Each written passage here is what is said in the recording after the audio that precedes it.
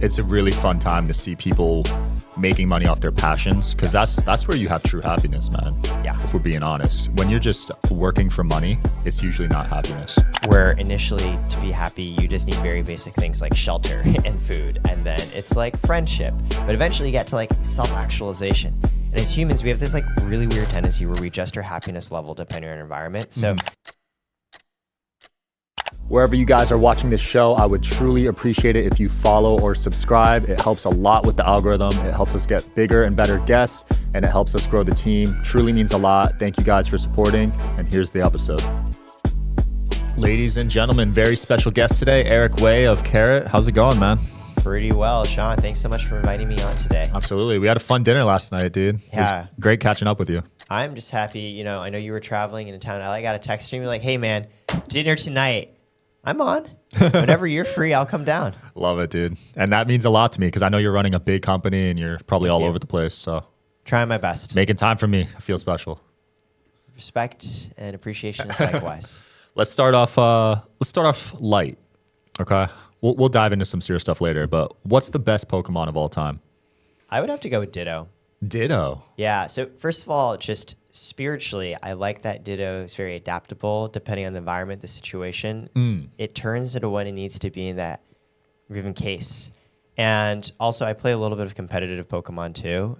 These simulators online. Ditto is actually very, very good because you can equip it with an item that not only means that it copies exactly what the opposing Pokemon is, but that it's faster. And so if you let an opponent's Pokemon set up and power itself up, you can just bring in a Ditto. It'll copy all of those changes, all of those stat boosts, and be faster and be able to take them out. So wow. I really, really like the Ditto vibe, the Ditto aesthetic. Yeah, I've never gotten that answer before, so I'm impressed. Yeah, it's probably because most of the people you interview aren't giant Pokemon nerds. They're in their basement, but that's me. It's usually like Pikachu, Charizard, Blastoise. No, that's too basic. I mean, that's the starters. That's the mascot, right? Yeah, Ditto's got a little bit of spice. What does competitive Pokemon look like? I didn't even know that was a thing. So Nintendo has an official Pokemon set of rules, but it's all focused on doubles. Like you have two Pokemon fighting against your other trainer who also has two Pokemon. But the thing is, in the games, no one ever really fights that much with doubles. It's usually singles. Yeah.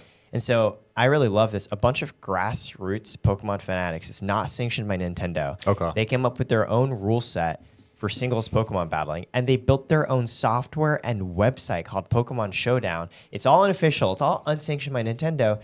And there are probably thousands, millions of people who now just go online and can play Pokemon and battle against each other, picking these simulated teams without having to go through the games and like train up their specific Pokemon. Wow. Yeah, I see it as a great example of like sometimes the originator might not build out the grassroots competitive scene, but if the players like it, they'll go and figure it out themselves. That's so cool. So it's not like a specific game. It's like its own game.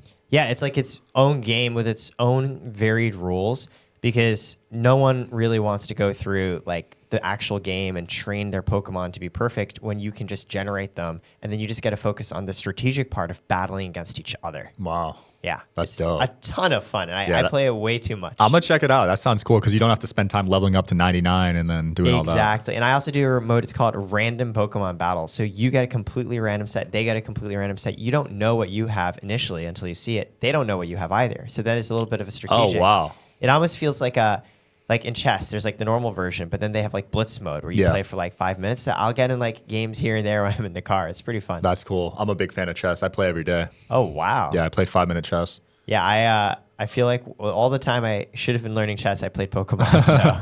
I mean, there's pros and cons to both, right? Yeah, one's a ancient game revered by millennia of masters, and others, cute Nintendo Japanese animal designs. So. Well, the biggest IP of all time.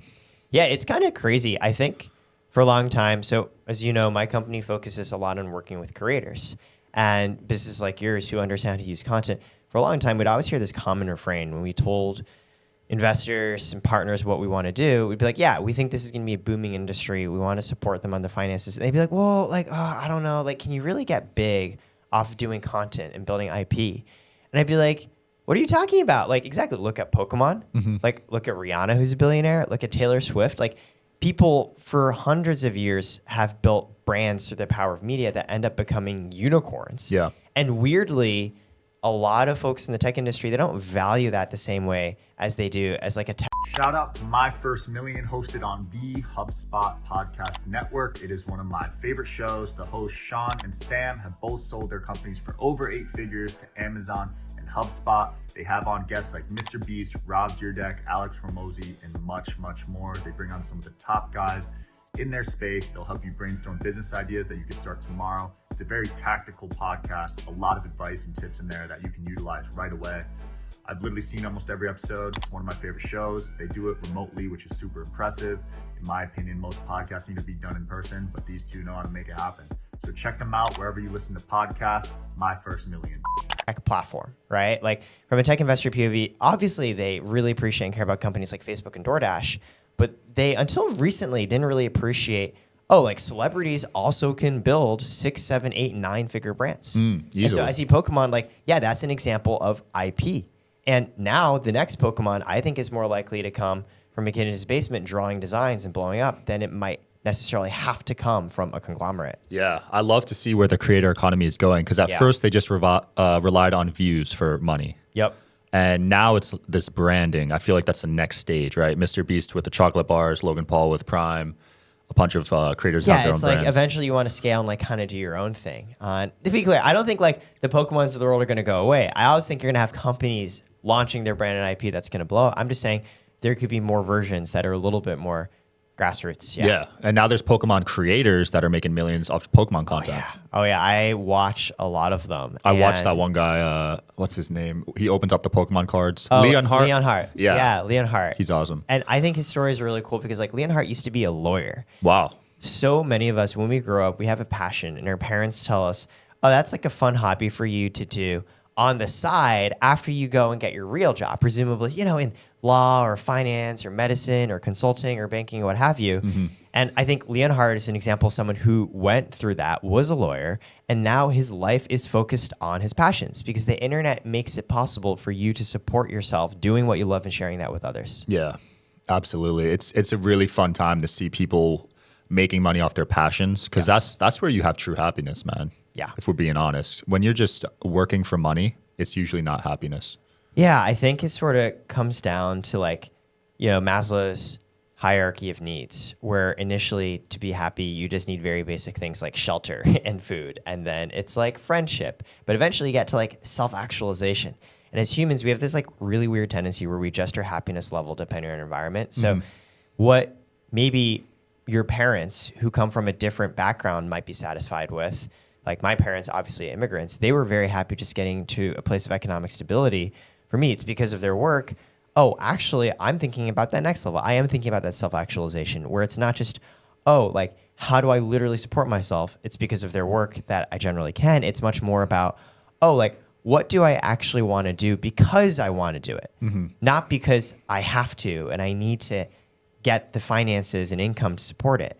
But I put that in the context where people often forget that like it is a privilege to be able to think about work as something that personally fuels me. And I think you only get to think of that when you've reached at least that minimum bar of, I make enough to survive. Are you interested in coming on the Digital Social Hour podcast as a guest? Well, click the application link below in the description of this video. We are always looking for cool stories, cool entrepreneurs to talk to about business and life. Click the application link below, and here's the episode, guys. Right. There is a certain threshold income-wise you need to reach first to come to realize that. And I'm very aware of like the privilege I have from my parents working hard and the education they helped put me through, that I get to focus on those things. Because, sometimes I hear people being like, no, like work should 100% be what you enjoy. And I'm like, well, there are a lot of people, like my parents, they didn't have that luxury. Right. And I also hear, and what I think is really cool, I've gone through my work now to meet a lot of people like yourself. Like I remember for you, like you've built your own businesses. You really had to grind. Yeah. Like if I recall, like you basically like in school had a decision and you're like, I need to do this to make money. And that just is what ended up blowing up into its own thing. I had to drop out to do it. I couldn't, there was no way I would have been able to do both because school's a full-time job. How much of it came from a place of passion versus a place of I literally need to survive, or, both? Yeah. So at first I would say money was the number one focus. Yeah. The first 5 years. Yep. And now I'm at that second stage where money matters, but it's not the number one thing. Exactly. Like for me, there's a similar version. So today I co-founded and helped run a company, but before that for 5, 6, 7 years, I just worked corporate jobs because that was my version of well, first I need to make money and build the confidence that I can like live and survive. And yeah, so I think just a lot of people forget there's always that first part of the journey. You need to build that safety net, and it could be doing something you don't like, which is most likely what you're going to do at first. Yeah. Yeah. And then once you're there, things start to get more fun, I think. Yeah, that's precisely right. Yeah. And I know you've gone through periods of that where, you know, you were depressed, you were doing stuff you didn't like, and you learned a lot from that, right? Yeah, I think like, so life is always filled with stuff that you don't like, that is hard and bad. In fact, I actually think it's by overcoming those things. That's how you get meaning in life, right? You read stories of like hares who have like grown up with millions of dollars in their pocket and they haven't to do anything. And I'm not sure if they're happy because they haven't felt like they've accomplished something. Right. You feel like you've learned and grown and feel good about yourself when you've overcome something difficult. Now, the tricky thing is the type of difficulty. Is it difficulty that you feel like you had a hand in choosing? Yeah, I'm okay going through this type of because it's on my own terms and I'm going to overcome it. Or do you feel like it's just pushed on you and you didn't have a choice and you're doing it and you're not even sure why? For a lot of my life, it was the latter, where I internalized all these expectations around, hey, this is what a good life means, right? You want to go to Harvard, work these corporate jobs. And like, yeah, the difficulty there, it's essentially, as you implied, this corporate drudgery where you're just working for other people. And I think if you yourself helped decide this is the type work you want to do and you feel it's meaningful, then it's okay. But for me, I don't know why I was going through that. I was just like, I guess at the end of the day, I'm doing it all to like make money, but then I have the money and it's just like, well, this sucks. Wow. And so that's why, you know, like 4 or 5 years ago, I made a decision to try and do my own thing. And like the difficulty, in some ways, it's even more on a day-to-day level. It's really uncertain what we're doing on a day-to-day basis. But existentially, it feels better because it's a challenge that I've chosen myself on my own terms more. I love that. Was there anything impactful that you learned at Harvard that you still carry with you to this day? Yeah, I remember my freshman year, part of the reason I also got really depressed was because I had given up, in my mind, most of my life in high school to try and get into Harvard. Like I didn't have friends. I didn't have a social life. All I did was just like stay at home and like study and grind tests. Right. And getting to Harvard, the big realization I had was like, oh my gosh, there are like so many people here who have friends and have hobbies and spend time with each other and pursuing passions because they actually care about those passions instead of just doing so for this arbitrary mark and distinction. And so in a weird way, it's like you can end up at Harvard because you optimize the heck out of getting really good test scores. Or you can end up at Harvard because guess what? You just followed a passion you really, really cared about and you were so good at it that even Harvard had to sort of be like, okay, I recognize you. Like both of those types of people end up there. And I think it was me in the former camp meeting people in the latter camp where I was just like, like they're not miserable. Yeah. And they're at the same place I am. Maybe I've been confusing the work to be done with how it reflects from a societal perspective. Like I've been too focused on the latter. And I should instead think about, hey, maybe there are actual passions that I should pursue and it'll get me to the right place anyways if I just follow them instead of just trying to grind. Yeah. The tricky thing was, Sean, I didn't even know what those passions were. So I had to go through a lot of years of just figuring out what I even cared about. And how were you able to find that thing you cared about? I think the first thing for me was just to recognize that most of the things I thought I cared about were just coming from a place of insecurity and fear, things that I did because I thought other people would find me cool. And if I removed that, I'm like, well, these aren't really things that I would want to do. I think learning to be aware of that was the first step. The second step was then like, okay, now I should find things I like to do and not care what people think. And they're like a little bit of two separate steps, right? The first one's just being aware, like, oh, this thing I thought I liked, actually, do I really like it? The second is let me actively go do things, even if I think other people won't think highly of me. And if that first step came during Harvard, that second step actually came when I was already like 27 years old with like years of the corporate world, because I had finally gone through enough of it to be like, yeah, you know what? Like no one knows what they're doing. This is not worth it. And I'm just going to do what I want, even if it doesn't work out and people think it's really dumb. And that's kind of what led to myself and my co-founder starting Corat. And I think the third thing that I'm realizing right now is hey, you're aware that you have to figure out your own desires. You now are willing to do them independent of what other people think. I think the third thing that I'm personally going through right now is like, yeah, just the level of uncertainty, right? Like working in a corporate job, worst case is like, okay, you got fired, you just go get another one, which, you know, is a lot of work, but there's at least like, it's kind of clear what you need to do. Doing my own thing along with my co-founder, yeah, it's like we could be doing amazingly, or this could all just not work. And it's very, very hard to say at this given point in time. Yeah, the startup world, that's something people don't talk about, but mentally it's very tough because there's no safety net. Right. You have employees, you have families that are relying on you to provide income, and there's a lot on the line.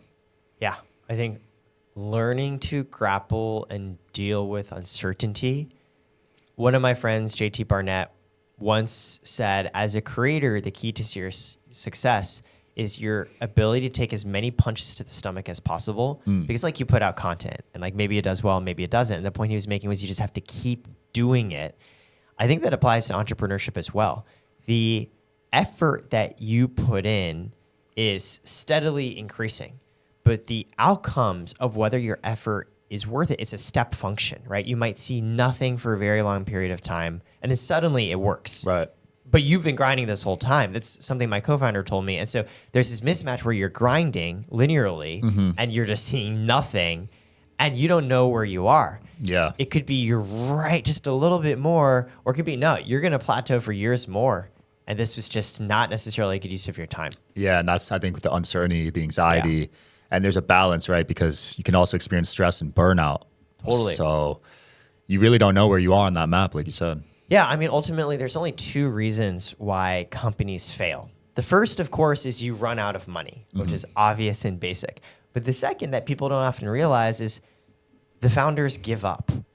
And this actually happens in the venture-backed world a fair portion of the time, where the founders, they still have money and they're just like, you know, I have lost conviction in why I want to do this, and I'm going to return it and just shut the company down because I think the opportunity cost is too high and I might figure something else out. And so I really think, first of all, everyone makes their own decision, what is right for them. I really think it's almost a balance between the initial mission, why you started your company in the first place, versus, as you said, like the burnout and uncertainty that you face along the way, which is like, it's hard and it's a lot. Yeah. How did you choose your co-founders? Because that's probably a big reason companies fail. Bad partnerships, you don't trust each other. I think that the biggest determinant of your life is who you're spending the most time around, which is why, of course, the partner that you date in a relationship that you might end up marrying, huge determinant in your life. And if you're starting your own thing and you're working with a co-founder, it's the same. Arguably, I spend more time with my co-founder than I do with my girlfriend. Wow. And so they are and should be of equal serious consideration. When I was thinking about doing a company, for me, it was very important to find the right co-founder. That actually, in a way, came even first before the specific concept or idea. And I approached it as I would approach dating, which is you have to expose yourself to as much surface area and opportunity as possible. It's this concept of making your own luck, right? Like ultimately, you don't know where you're going to meet that person. So you kind of just have to put yourself out there as much as possible, going to different events, like meeting different people, following up on every potential lead. Yeah. So I ended up meeting my co-founder because I had made a career change. I used to be in banking consulting, and I already could see the people that I'd meet there weren't necessarily the ones that I wanted to be more like. And I had done a project out in Silicon Valley and met people who I thought were like absolutely wacky and like super inspiring because they're so different from what I was used to. Like one of my very good friends, and I met him like in 2015 out in Silicon Valley. He was like living out of his car, like working on so many random ideas. And then one day he came to me and he's like, yeah, I convinced the co-founder of PayPal to like give me $1 million. I was like, what? Wow. And he told me this whole story of how he like finessed this interaction. But it worked because at the end of the day, he so believed in himself. And the best way to pitch what you're doing to someone else is to really believe in what you're doing and just do what comes naturally. And so I was like, I need to come out of Silicon Valley. That's why I moved from consulting and banking to technology. It's why I joined Facebook and Instagram. And one of the engineers on one of the teams I was working on one day invited me like, hey, do you want to come to this board game event that I'm hosting? I was like, sure. Again, in this mode, you kind of want to say yes to everything. And I went there, and my co-founder was just one of the guys there playing board games. And I really liked him. He was going through a similar realization where he had also worked in a lot of like really prestigious jobs. Yeah. Like he was working at Goldman Sachs. He like worked at Palantir. And he also was like, oh, maybe I want to do my own thing, which for him was start a venture fund, or maybe I just want to like run off to the woods and just like go do pottery. Like Henry David Thoreau style. I was like, oh, I kind of love that independently minded spirit. Like this is also a guy who's figuring out what he wants to do with his life. And we just really became good friends for years before we really ended up deciding to do anything. That's cool. What are the biggest differences between corporate America, which you worked in for 5 years, and startup world? Do you notice a lot of big differences? Yeah. I think in corporate America, take Facebook as a great example. Mark Zuckerberg sits there and figures out the goals for his company. Like maybe it's increase revenue, or maybe it's build new technology to help us win the metaverse or AI. And then he essentially has a team of people who take those goals and break it down into like 5 discrete chunks. Like let's say the goal is like increase revenue. Well, like, okay, like what are the 5 ways we make revenue? Okay, it's like advertising revenue from Facebook versus Instagram versus WhatsApp or whatever. And he'll have another team go and break down each one of those segments into 5 more goals. Let's look at like revenue from Instagram. Like how do we break that up? Okay, here's like the 5 different ad formats. And then you continue to have layers of people break down the goals into like 5 more components until eventually it gets to you. And so in corporate America, you are a cog in a machine, where there's been some broad goal and it's been broken down to formula that's been split into like 5, 10, 15, 25, depending how many layers there are until it's gone to you. Yeah. And now it's like, hey, Sean, like accomplish your goal to hit this one metric, because if you do and everyone else does that, it's going to hit this metric, which eventually ladders up to the actual goal. And there's so many levels of abstraction that it might be hard for you to see how your work directly contributes. And it's also been broken off into these tiny chunks. Now, it's almost a truism that when a company gets big enough, you end up having to do this. People have tried to figure out other ways. In fact, Jeff Bezos at one point tried to have everybody focus on one goal. It didn't matter what your function was. It was figure out how the work you're doing directly contributes to company revenue. Like if you're working in customer service, it's like, well, my customer service means the customer is like 10% more likely to buy from us again, which translates to revenue. Right. Or they're like 15% less miserable, which translates to like 5% more sales down the line. And he ended up dropping it because it was so much work for certain people in certain roles that are like 15 layers down to construct a math equation of here's how the work I'm doing like ladders up to this broader company goal. As opposed to when you're doing your own thing, especially in the early days, you don't have someone chunking up the goals for you and saying this is your own little box. It's just like, cool, like go do whatever and figure it out. And then eventually, as it grows, you actually weirdly have to become that system that breaks things into goals and gives it to other people. That's why a lot of people say doing your own thing is really different from managing other people, because managing other people is the art of taking those goals and splitting it up and apportioning it out. Yeah, it's a whole nother ball game once you're outsourcing the work, right? Yeah, it's super hard. In terms of hiring employees, what stands out to you? Do you even look at the resume, the college experience, or do you kind of get a feel in person? I think the first important piece of context is I am still learning how to get good at this because it's a new skill to hire people and know not only are they fantastic, but also is the company the right place for them? Because you could hire somebody fantastic, but if your company's goals and plans change and it doesn't work out, then it's not a good fit. And that wasn't even on them. That was on you as the company leader, which is especially hard because you might not know exactly what the plans of your company are going to be. So the first context I'll say is this is something I'm still trying to figure out. Yeah. The second piece of context, you very specifically asked about like background, right? Like, okay, like I went to Harvard. Like, do I really care if the people that want to join also went to Harvard? I actually don't. I see it as, hey, there are so many metrics and markers in life that we care about because they might be reflective of certain virtues and attributes we're trying to capture. But number one, oftentimes you can game the system and get these markers and metrics without actually building those internal attributes and virtues. Right. And number two, those internal values and attributes that you think are the right fit that are most important for your company and job, maybe they're not. Maybe you're just actually selecting for the wrong ones.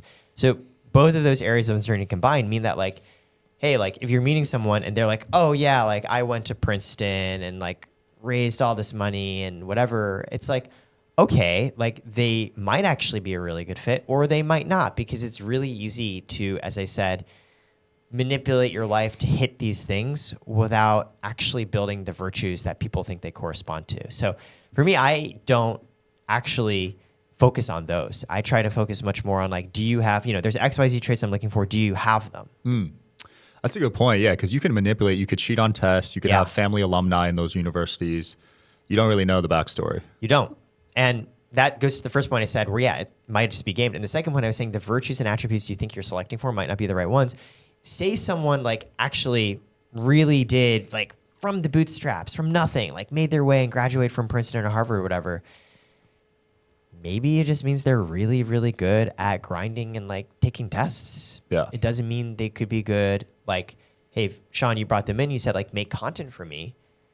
Doesn't mean that set of virtues they've cultivated are even the right match. So sure. It's kind of both sides. It's like, is that actually even truly accurate of the virtues they've built up? And then like, are the virtues that they have even the ones that you want? Exactly. Yeah. They say book smart and street smart. Yes. And for me, street smart's like business experience. Yeah, totally. And I much rather prefer working with street smart personally. Nothing wrong with getting good grades. Yeah, and, it's just different things for different roles for different types of people. Yeah, exactly. So with the current economy all over the place and being in the fintech space, you see banks getting bailed out by the Fed right now. Is that worrying you at all? The market always goes through cycles where sometimes it's doing really well and sometimes it's not. And we were fortunate that the past few years, for most of it, things were doing really well, so well that inflation became an issue. And the Federal Reserve said, okay, everyone needs to chill. We're going to raise borrowing rates, which has helped to contribute to the economy in its current state, where it's so much more expensive to borrow money that people don't have access to credit. That obviously slows down investment, slows down opportunities. Similarly, investors are like, well, I can just put my money in treasury bonds and get like 5% plus or whatever. I don't necessarily want to put it in like more risky areas. I think anyone who's doing their business needs to reorient their thinking from growth at all costs to how do I survive? Yeah. And I think realistically, if you're doing a fintech venture-backed company, you should just assume that you're not going to be able to raise for years and adjust your plans accordingly. Right.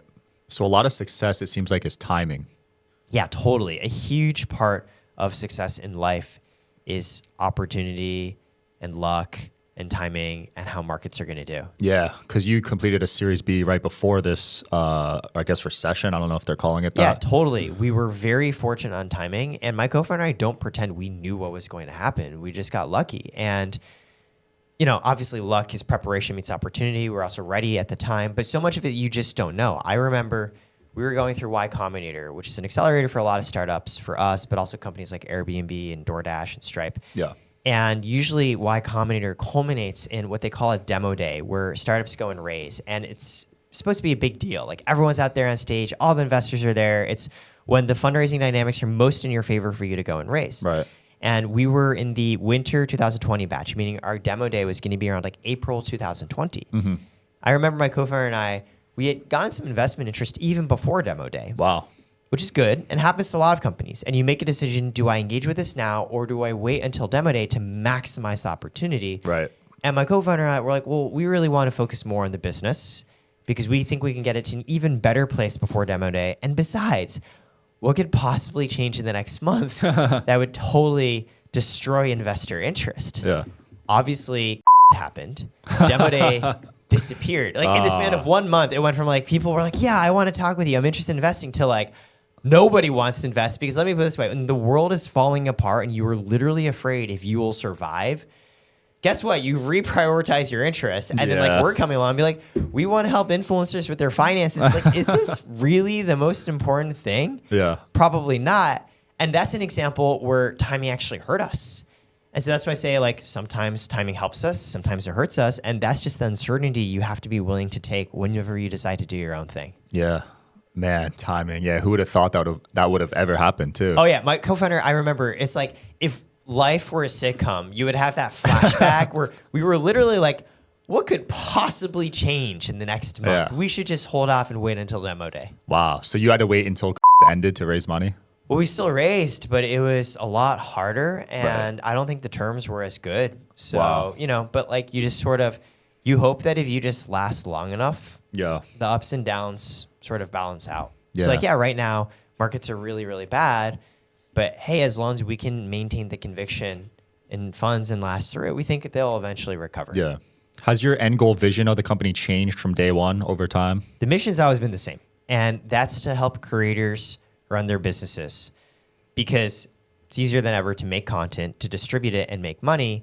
It's only now people are beginning to think of like, this is a business, and everything involved in helping run that around your finances and managing it. That's what we care about. Right. It goes back to another broader point I always think about is like, what defines a company? Is it the people? Well, guess what? The people could change, right? People come and go. Even the founders sometimes depart. Is it the products? Well, companies pivot all the time. They might discontinue certain lines. They might launch new lines of products.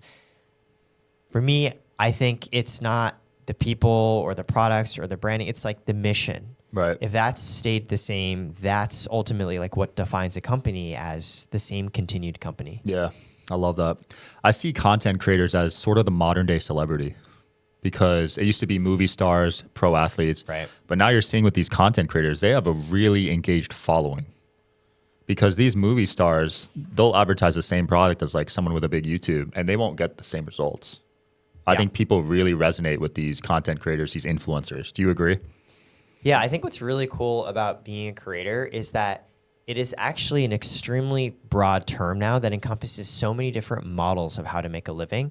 So when you think about creators or content-led companies, they include people who are very much like celebrities. Like they're influencers. They're very well known from the content that they put out there, and they monetize via advertising or brand deals.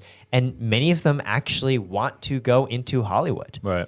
But then you meet creators who are not even on camera, and they're almost like content production companies, and they have no interest in going to Hollywood. They just want to grow and scale like a faceless content enterprise. Yeah. Then you have creators who, they're like a 42-year-old woman who like knits in South Carolina, and she makes videos about knitting, and it's enough to support her and have a stable living. And that's what she wants, to have something where she gets to do what she likes, share with others, and balance her work and life and have time to do the things she likes.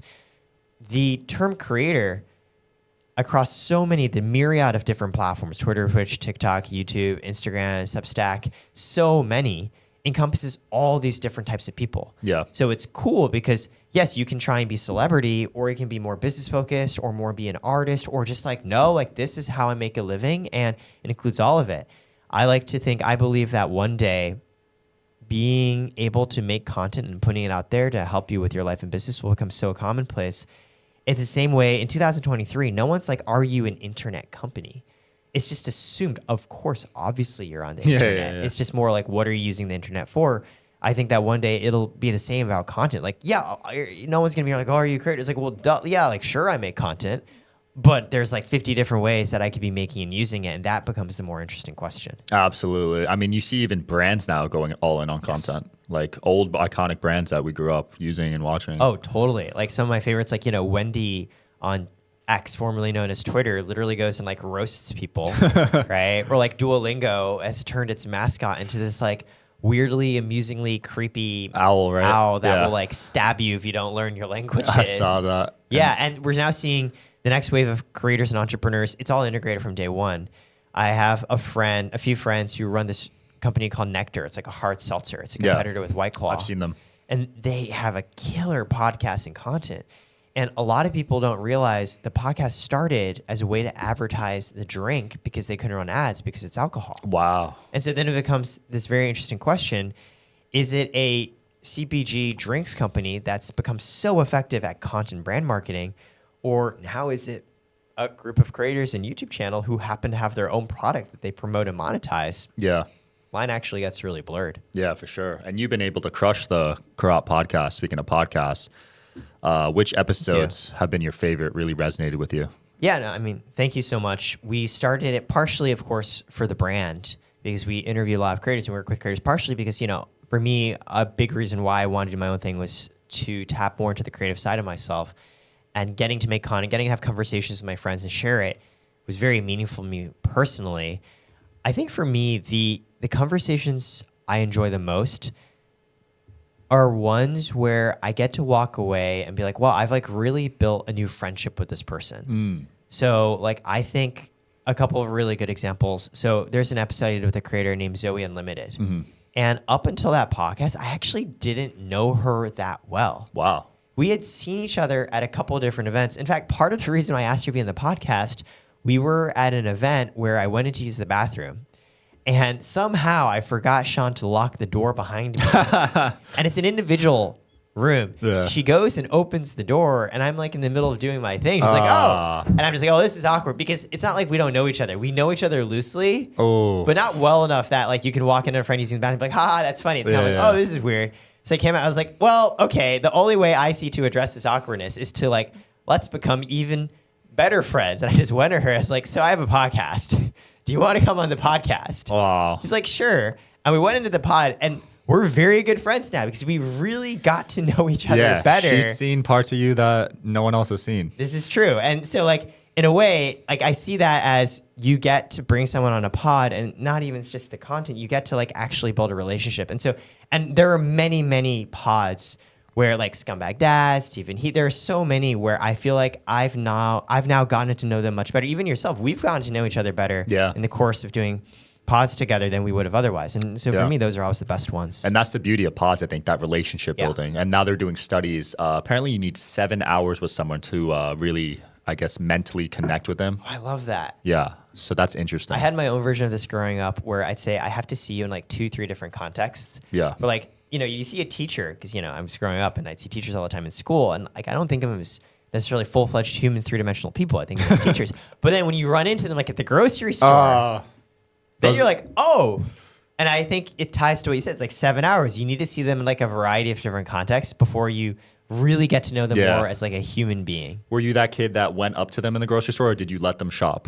Oh, I think I was very awkward. So I just like look at them, but like not look at them. And then just like pretend I don't see them. And if they like say something, I'd be like, oh, hello. I didn't recognize you. I never had the balls to go up to them. Yeah. It just felt so weird. Feel really, exactly. Very like jar. Wait, you're not teaching right now? What the hell? Like, who are you? Yeah. And so I think the most fun thing is like when you meet a friend and then you like run into them in like a totally different context or like a totally different set of mutuals. Yeah. And you're just like, oh, that's cool. Like now we're actually getting to know each other more. Yeah, respect. Yeah.